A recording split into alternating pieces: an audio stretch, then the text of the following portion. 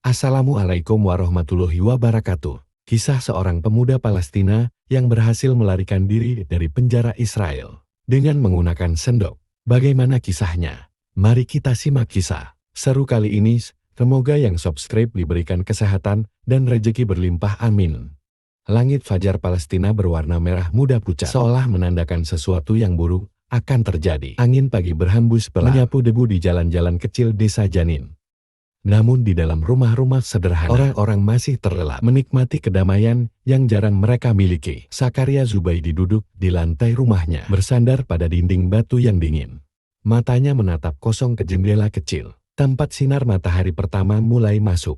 Di luar suara azan subuh berkumandang, menggetarkan udara dengan nada yang familiar.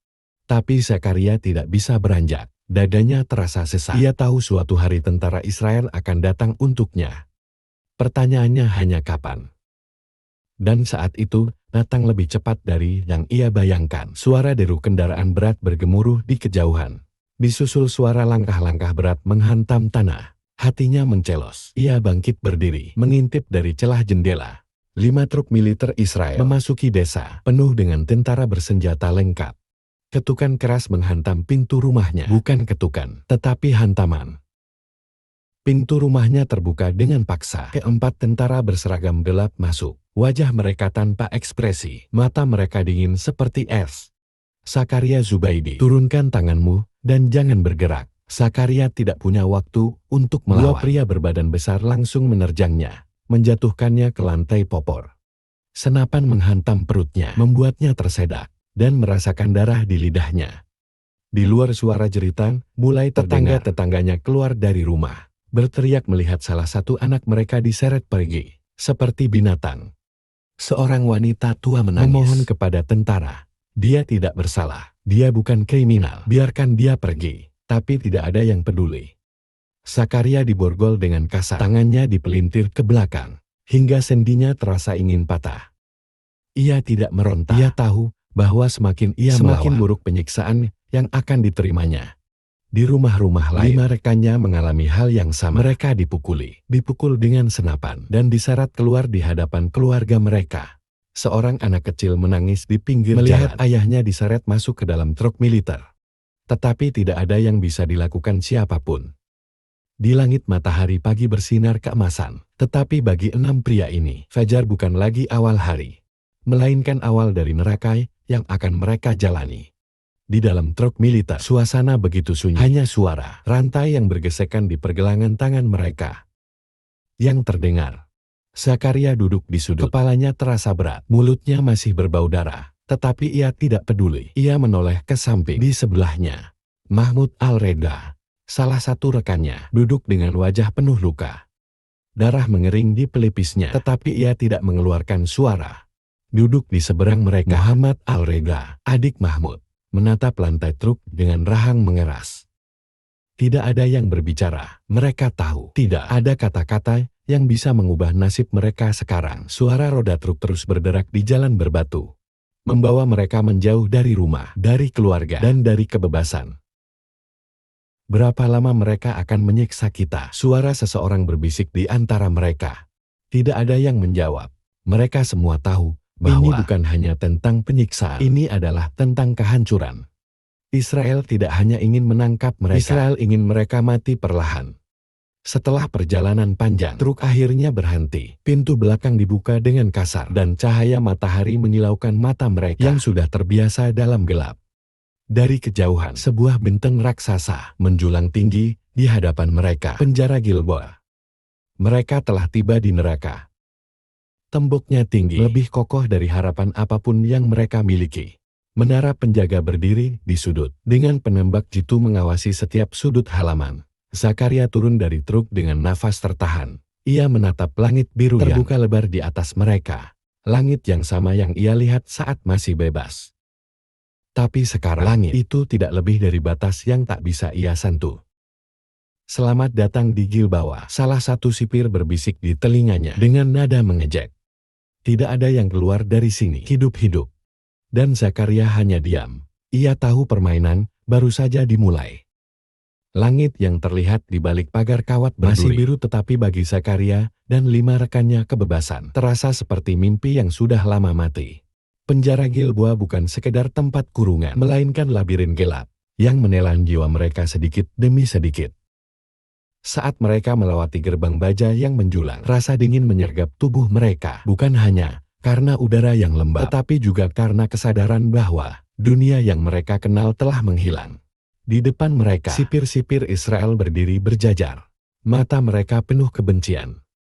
"Turunkan kepala, jangan menatap kami," teriak salah satu sipir sambil menghantamkan pentungannya ke besi pagar.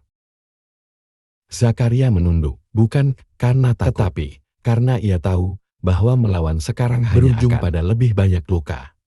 Di dalam penjara, lorong-lorong panjang dengan dinding batu dipenuhi suara rantai dan langkah kaki berat. Cahaya redup dari lampu neon menciptakan bayangan-bayangan panjang di lantai yang kotor. Ketika mereka melewati sel-sel yang penuh sesak, beberapa tahanan menatap mereka dengan mata kosong. Di dalam sini, harapan adalah barang langka. Seorang tahanan tua berbisik dari balik jeruji, "Kalian baru tiba, bersiaplah, tempat ini akan menghabisi kalian." Sipir yang mendengar suara itu langsung menghantam besi sel dengan pentungan, membuat si pria tua mundur dengan ketakutan. Zakaria tetap diam. Ia tidak butuh peringatan untuk tahu bahwa ia telah masuk ke dalam neraka. Saat akhirnya tiba di sebuah ruangan, mereka dipaksa berdiri berjajar. Satu persatu mereka dipukuli tanpa alasan. Ketika tiba giliran Mahmud, seorang sipir besar dengan wajah dingin menghantamkan kepalan tangannya ke perutnya, membuatnya tersungkur ke lantai. "Ayo bangun, jangan berpura-pura mati," teriak sipir itu sambil menendangnya. Mahmud mengerang pelan, tetapi tidak melawan. Di sebelahnya, Muhammad mengepalkan tangannya kuat-kuat. Matanya menyala dengan kebencian, tetapi ia tidak bisa berbuat apa-apa.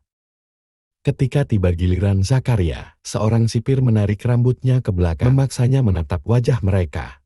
"Jadi ini si pemberontak besar," kata sipir itu dengan suara mengejek. "Di sini kau bukan siapa-siapa." Tanpa peringatan, sebuah pukulan keras mendarat di wajah Zakaria. Rasa besi memenuhi mulutnya saat darah mengalir dari bibirnya. Ia tidak berteriak, tidak menangis. Ia hanya menatap balik, matanya menyimpan api yang tidak bisa dipadamkan. Setelah sesi penyiksaan itu selesai, mereka dilempar ke dalam sel masing-masing. Saat pintu besi tertutup, suara kuncian terdengar seperti lonceng kematian. Di dalam sel hanya ada kasur tipis berdebu, toilet kecil di sudut ruangan, dan dinding-dinding beton yang dingin. Zakaria mengusap darah dari sudut bibirnya dan duduk bersandar ke dinding. Di luar suara langkah sipir berpatroli terdengar. Gema langkah mereka seperti ritme yang mengingatkan bahwa kebebasan hanyalah ilusi. Malam itu Zakaria menatap langit-langit yang kotor, bertanya pada dirinya sendiri, "Seberapa lama aku bisa bertahan?" Hari-hari berlalu seperti lembaran kertas yang kosong. Mereka tidak diberi kesempatan berbicara, tidak diberi makanan yang layak, dan setiap hari adalah siklus siksaan yang sama. Di siang hari, mereka dilempar ke halaman kecil, tempat pertahanan lainnya berkumpul. Tetapi ini bukanlah tempat istirahat. Ini adalah tempat di mana mereka bisa ditindas lebih lanjut. Seorang sipir mendorong mereka masuk ke lapangan dengan kasar. "Ini tahanan baru," katanya dengan suara keras. "Kalian semua tahu aturannya." Di sudut lapangan, sekelompok tahanan kriminal yang lebih lama berada di sana mulai menatap mereka. Zakaria tahu ini adalah cara Israel untuk menghancurkan tahanan Palestina lebih cepat dengan membiarkan mereka diserang oleh sesama tahanan. Seorang pria berbadan besar berjalan mendekat. Wajahnya penuh bekas luka, matanya tajam seperti pisau. "Apa kau Zakaria Zubaidi?" tanyanya dengan suara rendah tetapi mengancam. Zakaria tidak menjawab. Ia hanya menatap pria itu tanpa ekspresi. Pria itu mengangkat kepalan tangannya, tetapi sebelum pukulan mendarat, seorang tahanan lain menariknya ke belakang. "Jangan sentuh dia," katanya. "Orang ini bukan tahanan biasa." Sipir yang melihat itu hanya tertawa. Mereka ingin melihat darah, tetapi kali ini mereka tidak mendapat apa yang mereka harapkan. Malam itu Zakaria kembali ke selnya. Tubuhnya lelah, tetapi pikirannya masih penuh dengan kebencian dan perlawanan. Ia duduk di sudut, menatap tembok yang kasar dan dingin. Di dalam pikirannya, ia tahu satu hal. Jika mereka hanya menunggu, mereka akan mati di tempat ini. Tapi di mana ada dinding, di sana ada celah. Dan Zakaria mulai mencari celah itu. Malam di penjara Gilboa terasa lebih panjang dari biasanya. Angin dingin merayap masuk melalui celah kecil di sudut dinding, tetapi tidak cukup untuk memberikan kenyamanan. Zakaria duduk bersandar pada tembok beton yang dingin. Mendengar suara dengkuran samar dari sel-sel di sekitarnya. Sejak ia tiba, waktu berjalan lambat. Setiap hari penuh dengan penderitaan, siksaan dan kehancuran mental. Tetapi malam ini berbeda. Malam ini pikirannya tidak dipenuhi dengan ketakutan, melainkan sebuah ide liar yang terus berkembang. Di dalam sel kecilnya, tidak ada yang bisa dilakukan selain mengamati. Dan itulah yang ia lakukan sejak hari pertama ia menghafal setiap detail kecil, setiap celah, setiap retakan dinding, setiap suara langkah sipir. Dan malam ini, untuk pertama kali ia melihat sesuatu yang berbeda. Zakaria bangkit perlahan, mendekati wastafel kecil di sudut selnya. Wastafel itu menempel di dinding beton dengan pipa tua yang berkarat menggantung di bawahnya. Ia berjongkok, menyentuh lantai di bawah wastafel. Jari-jarinya meraba. Bahagian lantai terasa lebih kasar dibanding bahagian lainnya. Ia menekan pelan, lalu mengetuknya dengan ujung jarinya.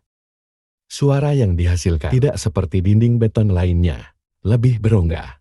Zakaria menahan nafas. Mungkinkah ini? Ia melirik ke celah pintu, memastikan tidak ada sipir yang berpatroli. Kemudian dengan hati-hati, ia mulai mengikis bahagian itu dengan ujung sendok plastik kecil yang ia simpan dari makan malam terakhir. Sedikit demi sedikit, butiran pasir mulai terkelupas dari celah kecil itu. Dan saat itu, juga harapan mulai tumbuh di dalam dirinya. Keesokan hari, saat ia dipindahkan ke halaman bersama tahanan lain, Zakaria berjalan mendekati Mahmud dan Muhammad Al-Regdol. "Aku menemukan sesuatu," bisiknya lirih saat mereka duduk di sudut halaman, berpura-pura tidak saling mengenal. Mahmud mengurutkan kening. "Apa maksudmu?" Zakaria mengusap dahinya, berpura-pura menghilangkan keringat, lalu berkata pelan, "Ada celah di bawah wastafel, sepertinya lebih rapuh dari bahagian lain." Mahmud langsung menyipir. "Kau yakin?" Zakaria mengangguk. "Aku mengetuknya tadi malam. Suaranya berbeda. Mungkin kita bisa menggali sesuatu dari sana." Ketiganya terdiam. Ide itu terlalu gila, terlalu mustahil. Tetapi itulah satu-satunya jalan keluar. Malam itu, saat semua tahanan dikurung kembali ke dalam sel, Zakaria menunggu. Ia menunggu suara langkah berlalu, menunggu suara kunci berputar untuk terakhir kalinya sebelum malam benar-benar sunyi. Ketika keadaan benar-benar tenang, ia merayap kembali ke bawah wastafel. Dengan sendok plastik yang ia simpan, ia mulai mengikis lantai itu lagi. Kali ini lebih dalam, celahnya semakin besar. Dan setelah 1 jam, ia merasakan sesuatu yang tidak ia duga. Udara ada ruang di bawah sana. Zakaria menahan nafas, jantungnya berdegup kencang. Ini bukan sekedar lubang kecil, ini adalah harapan. Di luar sana, di balik tembok-tembok ini, ada kebebasan yang menunggu. Dan ia akan menggalinya, bahkan jika harus menggunakan sendok sebagai senjatanya.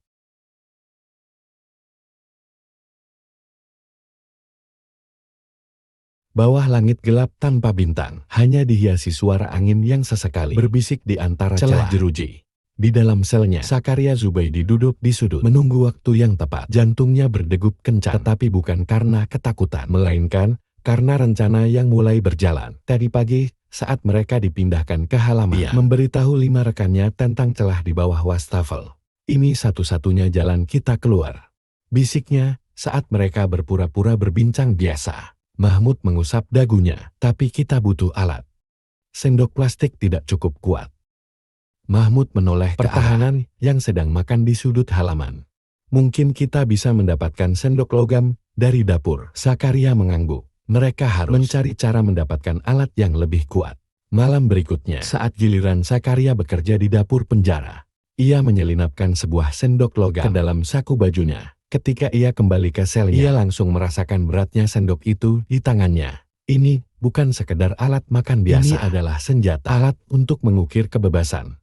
Ia duduk di sudut sel, mengeluarkan sendok itu, dan mulai menggali lebih dalam. Hari demi hari berlalu. Setiap malam, setelah memastikan bahwa sipir telah selesai berpatroli, Zakaria mulai menggali.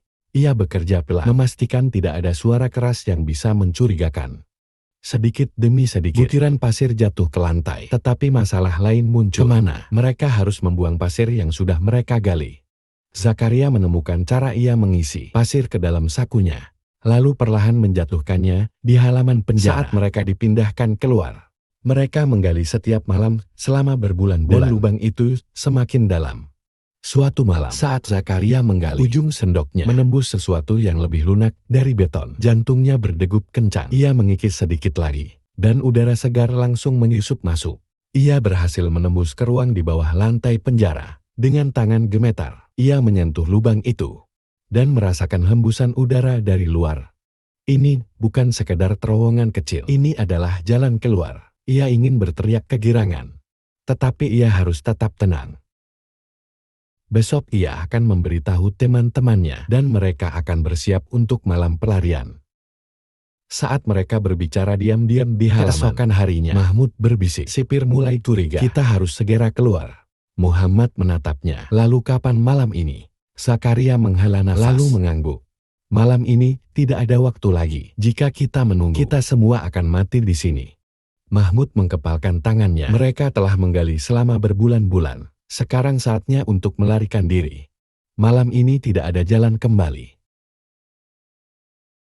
Langit malam di atas penjara terlihat begitu luas. Tetapi bagi Zakaria Zubaidi dan 5 rekannya, kebebasan masih terasa begitu jauh. Di dalam sel kecil mereka, detik-detik menuju pelarian semakin dekat. Malam ini tidak ada jalan kembali. Jika mereka gagal, hukuman yang lebih buruk telah menunggu. Zakaria menarik nafas dalam. Matanya menutup lubang kecil yang telah mereka gali berbulan-bulan, yang menggenggam sendok logam yang telah menjadi alat perjuangan mereka. Sebuah benda sederhana yang kini menjadi kunci kebebasan. Dari luar, suara langkah sipir berpatroli masih terdengar, tetapi mereka sudah mempelajari pola penjagaan.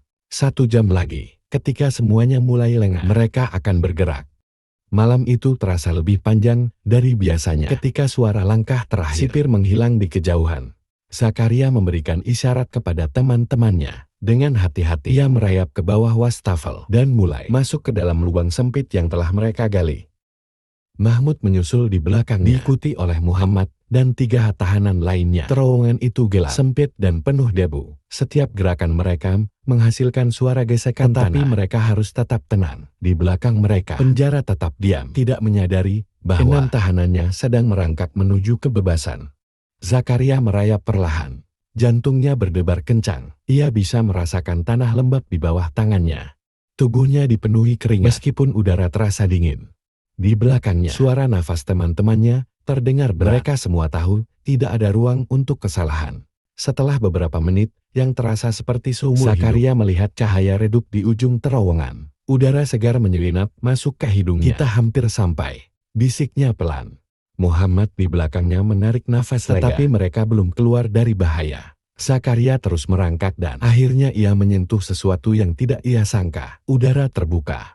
Dengan perlahan, ia mendorong tanah yang tersisa dan dalam sekejap langit malam Palestina terbentang di hadapannya. Untuk pertama kalinya dalam bertahun-tahun, ia merasakan udara bebas di wajahnya. Tapi tidak ada waktu untuk menikmati kebebasan itu. Mereka harus segera pergi.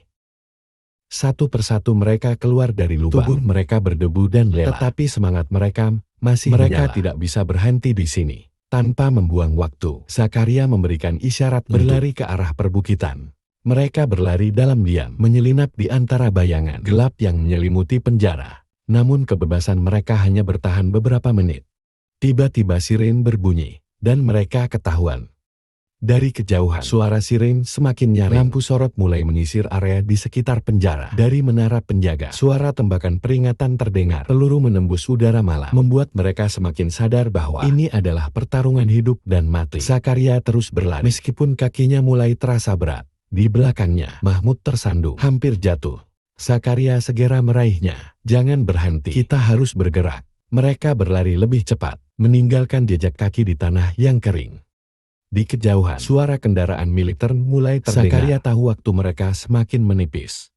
Mereka akhirnya mencapai perkebunan di luar penjara. Daun-daun tinggi memberikan perlindungan, sementara Zakaria menahan nafas. Mendengar suara langkah tentara Israel yang mencari mereka. Seorang tentara berbicara di radio. Mereka pasti ada di sekitar sini. Cari mereka.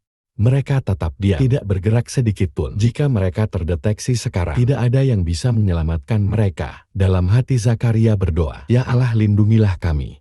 Setelah beberapa menit yang tersisa, seperti suara langkah itu menjauh, Zakaria membuka matanya dan mereka masih hidup. Zakaria menatap teman-temannya. Semua masih bernafas dengan dada naik turun kelelahan. Tetapi masih memiliki satu hal, yaitu harapan. Mahmud berbisik, kita harus terus bergerak. Kita tidak bisa tinggal di sini selamanya. Zakaria mengangguk. Perburuan baru saja dimulai.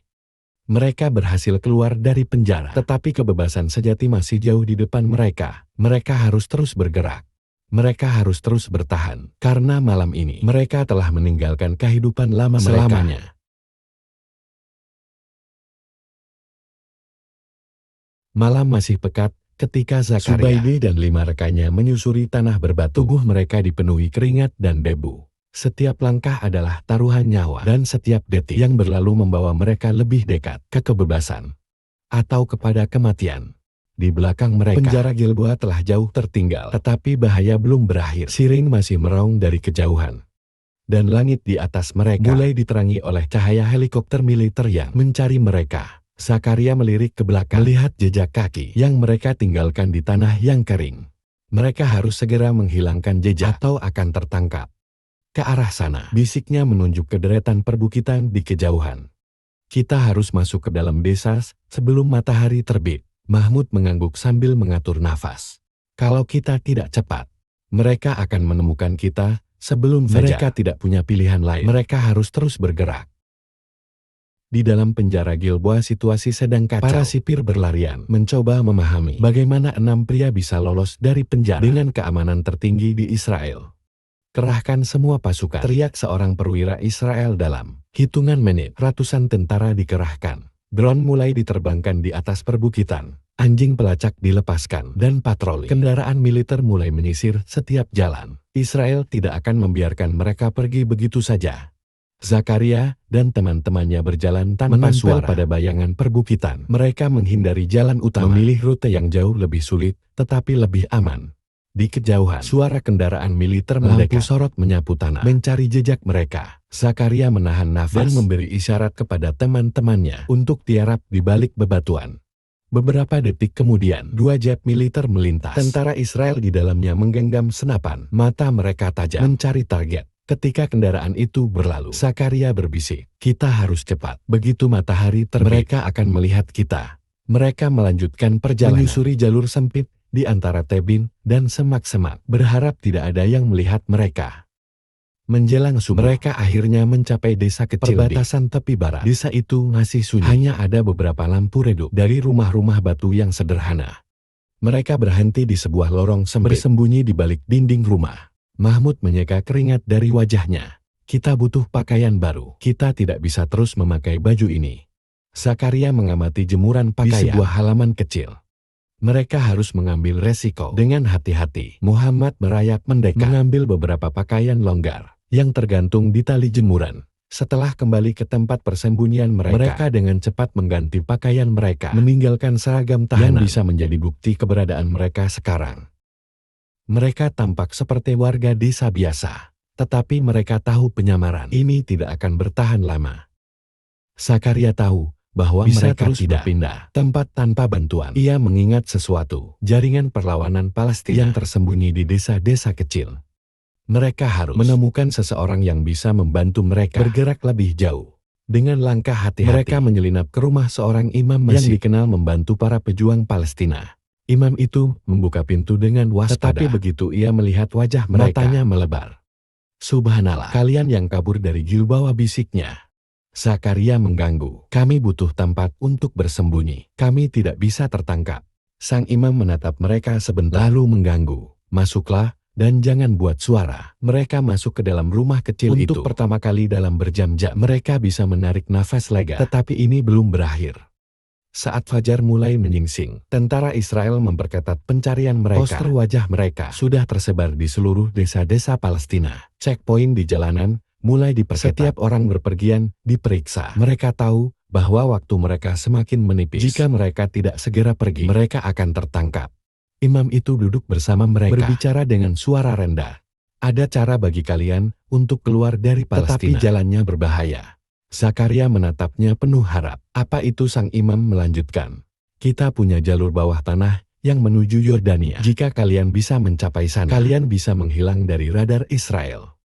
Semua orang terdiam. Itu adalah pilihan terbaik tetapi juga yang paling berbahaya. Zakaria menatap teman-temannya. Mereka sudah lolos dari penjara. Mustahil, apakah mereka akan mengambil resiko ini? Dan mereka tahu jawabannya. Tidak ada jalan kembali. Udara pagi masih dingin ketika Zakaria dan 5 rekannya bersiap untuk perjalanan terakhir. Mereka menuju kebebasan. Setelah berhari-hari bersembunyi, mereka akhirnya memiliki kesempatan meninggalkan Palestina. Di dalam rumah imam yang telah menyelamatkan mereka, semua orang duduk dalam keheningan. Sang imam menghela nafas panjang. Jalur bawah tanah ini berbahaya. Israel mengawasi setiap pergerakan. Tapi jika kalian berhasil melewatinya, kalian akan aman di Yordania. Satria menatap teman-temannya. Mereka telah bertahan sejauh ini, dan mereka tidak akan menyerah. Sekarang kami siap, katanya dengan suara mantap. Sang imam mengangguk. Baik, kita akan mulai saat langit benar-benar gelap. Ketika malam tiba, Zakaria dan teman-temannya mengenakan pakaian yang diberikan oleh penduduk desa. Tidak ada lagi seragam penjara, tidak ada lagi jejak masa lalu mereka. Mereka keluar dari rumah dengan langkah hati-hati, mengikuti 2 pria Palestina yang akan membawa mereka ke jalur bawah tanah. Di kejauhan, lampu-lampu pos pemeriksaan Israel, tetapi mereka menghindari jalan utama, menyelinap di antara bayangan rumah dan ladang. Setelah berjalan selama hampir 1 jam, mereka akhirnya tiba di pintu masuk jalur bawah tanah, tersembunyi di balik reruntuhan rumah tua. Zakaria berjongkok, menyentuh tanah di bawahnya. Ini adalah langkah terakhir mereka di Palestina. Tanpa ragu, mereka mulai masuk ke dalam terowongan gelap itu, melangkah menuju kehidupan baru yang belum pasti. Terowongan itu sempit, bau tanah bercampur dengan udara lembab. Mereka berjalan dengan cepat, sesekali berhenti untuk mendengar suara dari luar. Setiap suara aneh membuat jantung mereka berdegup kencang. Jika tentara Israel menemukan jalur ini, mereka akan mati di tempat. Setelah hampir 2 jam merayap dalam kegelapan, akhirnya mereka melihat cahaya samar di depan itu. Adalah pintu keluar ke Yordania. Zakaria hampir tidak bisa percaya. Setelah semua yang mereka lalui, mereka benar-benar berhasil. Ketika mereka keluar dari terowongan, udara malam yang segar menyambut mereka.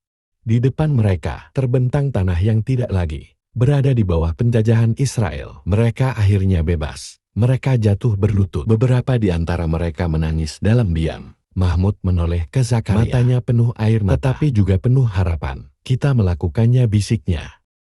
Zakaria hanya mengangguk. Tidak ada kata-kata yang bisa menggambarkan perasaan ini. Berita tentang pelarian mereka telah menyebar ke seluruh dunia. Masyarakat Palestina merayakan, sementara Israel marah besar. Para pemimpin Israel bersumpah untuk mereka kembali, tetapi mereka telah menghilang dalam bayang-bayang, menjadi legenda yang tidak bisa disentuh. Di kamp pengungsi Palestina, anak-anak mulai menggambar sendok di dinding rumah mereka. Sendok kecil yang dulu digunakan untuk kini makan telah menjadi simbol perlawanan dan harapan. Di setiap sudut Palestina, kisah mereka terus diceritakan tentang 6 pria yang menggali kebebasan mereka sendiri, tentang bagaimana keberanian bisa melawan tembok penjara yang paling kokoh sekalipun. Zakaria dan teman-temannya tidak hanya melarikan diri dari penjara, mereka telah menulis sejarah, dan sejarah itu akan hidup selamanya.